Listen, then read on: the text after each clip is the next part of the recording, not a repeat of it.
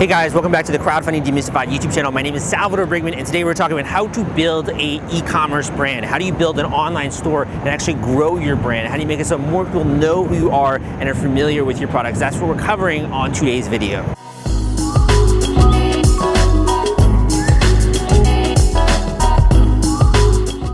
The first thing you have to do is you have to break down the different ways in which you build a brand. So first of all, if you're just getting started, you have no attention. You have to actually capture attention. There are a lot of different ways you can do that. Typically, it's broken up by organic or paid marketing. And that could be on social media, that could be blogging, that could be putting out YouTube videos, YouTube content, Instagram, etc.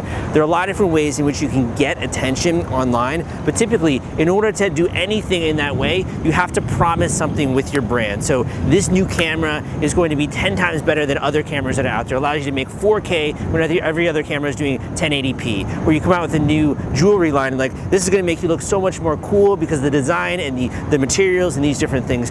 Attention, when you're trying to get someone's attention for an e-commerce brand, it's all about the promises behind the products which you have. So make sure that when you're putting out content initially, when you're doing an advertisement, you're always promising something really bold for the customer. The other part of building a brand is repetitive familiarity. By that I mean, the more that people see your face, the more that they see your product, the more they're going to become familiar with what it is that you're doing, your brand values, who you are, what types of products you even make, the types of solutions, how they differ from others in the marketplace. You have to have repeated brand exposure over time. And the way you do that is either with retargeting, with paid ads, or by constantly putting out more and more content via social media, on Facebook, on Instagram, and just continuing to have this sort of, I would say, this machine of putting out more and more content so you stay on the top of people's minds. You never want people to sort of forget who you are. If someone's following you, you always want them to be reminded that you are there, that you're providing a service, you're providing a brand, and almost eventually people are going to look more into your product if they're interested at all. I want to take a second to introduce you to the sponsor of today's video, and that is Fulfillment. Fulfillment is a turnkey solution for helping you get the products out there to your customers and to your backers.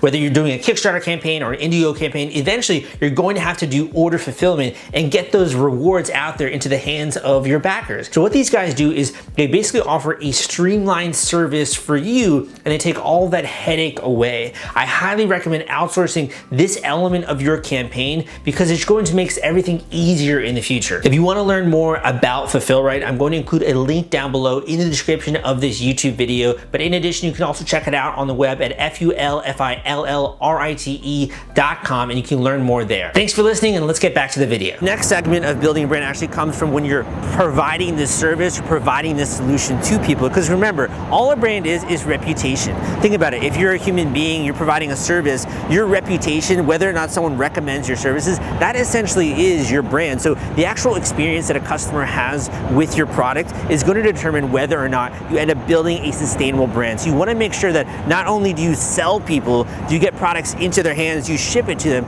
but also after that point, you deliver a really great experience. That from the packaging to the using the product to the feedback to the customer service, all of this is an integrated one really positive experience for customers out there. And if that is the case, they'll buy more products from you, they'll recommend your product to other people, they'll give you testimonials. If it's more of a lifestyle product, they'll wear it, they'll take photos when they're taking Instagram photos, they'll wear this product in their daily life.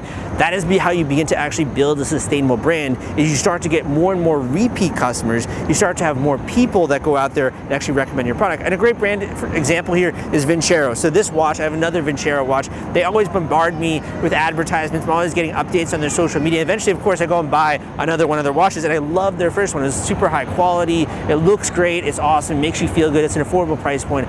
That is the secret behind building a brand, is caring about your customers and delivering and continuing to deliver on an experience. The final part of building a brand, particularly when it comes to leading up to a launch of some kind, so like an e-commerce store or a Shopify store or a Kickstarter campaign or an Indiegogo campaign, the final kernel is you want the customers to have an idea of the story behind the product. And what does that really mean? Because when we say story, it doesn't really make a lot of sense to me. What I mean by that is that you want to show people using the product in many different environments throughout their life.